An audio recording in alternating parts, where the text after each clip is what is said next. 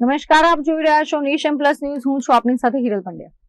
આણંદ જિલ્લાની ઉમરેઠ વિધાનસભા પેટા ચૂંટણી માટે આજે શાંતિપૂર્ણ વાતાવરણમાં મતદાન થયું હતું, જેમાં ઉમરેઠ વિધાનસભાના મતદારોએ ભાજપ, કોંગ્રેસ સહિતના કુલ 6 ઉમેદવારોનું ભાવિ ઈવીએમમાં કેદ કર્યું હતું.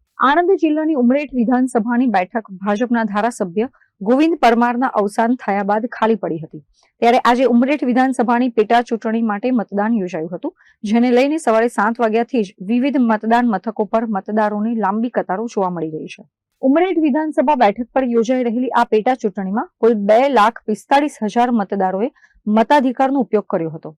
ઉમરેઠ બેઠક પર ક્ષત્રિય અને મુસ્લિમ મતદારોનું પણ પ્રભુત્વ હોવાથી અહીં ભાજપ અને કોંગ્રેસ બંને વચ્ચે કાંટાની ટક્કર માનવામાં આવી રહી છે. વહીવટી તંત્ર દ્વારા તમામ મથકો પર ચુસ્ત પોલીસ બંદોબસ્ત ગોઠવવામાં આવ્યો છે, જેથી મતદાન પ્રક્રિયા નિર્વિઘ્ન પૂર્ણ કરી શકાય. આજરોજ ઉમરેઠ વિધાનસભાની પેટા ચૂંટણી સવાર 7 વાગ્યાથી મતદાનની પ્રક્રિયા પેટા ચૂંટણીમાં શરૂ થઈ ગઈ છે. સંપૂર્ણ વિધાનસભા વિસ્તારમાં શાંતિપૂર્ણ રીતે મતદારોએ મતદાન મથક ઉપર આવીને મતદાન કરી રહ્યા છે. શરૂઆતના 2 કલાકની વાત કરીએ તો લગભગ 10% જેટલું મતદાન 2 કલાકમાં થયું છે.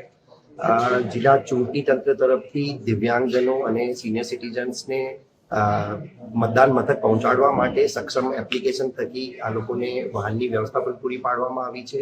તમામ મતદાન મથકો ઉપર સહાયકો પણ છે. મોબાઈલ ફોન મૂકવાની પણ વ્યવસ્થા રાખવામાં આવી છે. ઉમરેઠ વિધાનસભા પેટા ચૂંટણીના તમામ મતદાન મથકો એટલે કે 306 મતદાન મથકો ઉપર વેબકાસ્ટિંગની સુવિધા રાખવામાં આવી છે અને અહીંયા ઓડ ખાતેથી ડિસ્ટ્રિક્ટ કમાન્ડ એન્ડ કંટ્રોલ સેન્ટરથી તમામ કેમેરાઓ ઉપર તમામ મતદાન મથકો ઉપર એકદમ સતત વોચ રાખવામાં આવી રહી છે. આ એક લોકશાહીનો પર્વ છે અને હું અમારા ઉમરેઠ વિધાનસભાના સર્વે મતદાર ભાઈઓ, બહેનો, આગેવાનો, વડીલો અને યુવાન મિત્રોને એક અપીલ કરું છું કે આ એક લોકશાહીના પર્વને સારી રીતે ઉજવે અને સૌ સાથે મળીને સારામાં સારું મતદાન કરે. હર્ષદભાઈ, ગોવિંદભાઈ તમારા પિતાજી અને એમના નિધન પછી પાર્ટી ટિકિટ આપી. આ પ્રચાર પ્રસારમાં તમારા પિતા ગ્રાસરૂટના વ્યક્તિ હતા, શું અનુભવ થયો?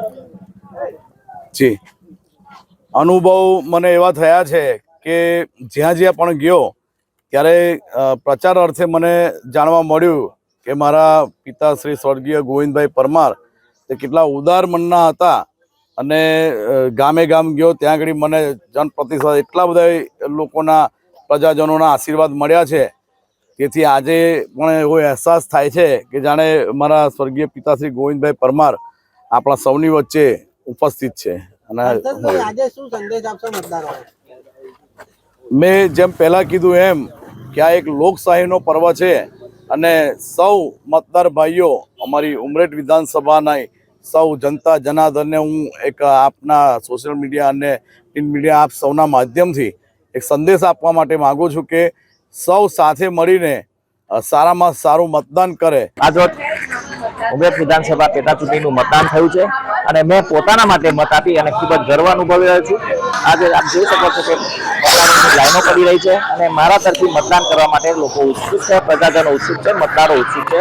માતાઓ, વડીલો સૌના મને આશીર્વાદ છે. તમામ મતદારો આ વખતે મારા સમર્થનમાં મતદાન કરશે અને કોંગ્રેસના ઉમેદવાર તરીકે મને ભવ્ય જીત અપાવશે. કેવી જીત? ભવ્ય જીત હશે.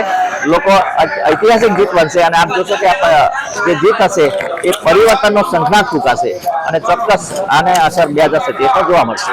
અત્રે ઉલ્લેખનીય છે કે આ પેટા ચૂંટણીમાં ભાજપ તરફથી ગોવિંદ પરમારના પુત્ર હર્ષદ પરમારને તથા કોંગ્રેસ તરફથી પૂર્વ તાલુકા પંચાયત પ્રમુખ ભૃગુરાજસિંહ ચૌહાણ ચૂંટણી લડી રહ્યા છે. આ ઉપરાંત અન્ય 4 અપક્ષ ઉમેદવારો મૌલિક શાહ, જીતેશ કુમાર સેવક, નિરૂપા માધવ અને મહેન્દ્ર પરમાર પણ ચૂંટણી મેદાનમાં છે. આ જંગમાં કોણ બાજી મારે છે તેનો ફેસલો આગામી 4 મેના રોજ થશે. આણંદથી કેમેરામેન દિનેશ પટેલ સાથે Hiren Shah, nation plus news, Khambhat. સમાચારોનો સતત અપડેટ મેળવવા માટે અમારી નેશન પ્લસ ન્યૂઝની યુટ્યુબ ચેનલને સબસ્ક્રાઇબ કરો, બેલ આઇકન દબાવો અને જોડાયેલા રહો ફેસબુક, ઇન્સ્ટાગ્રામ અને ટ્વિટર પર.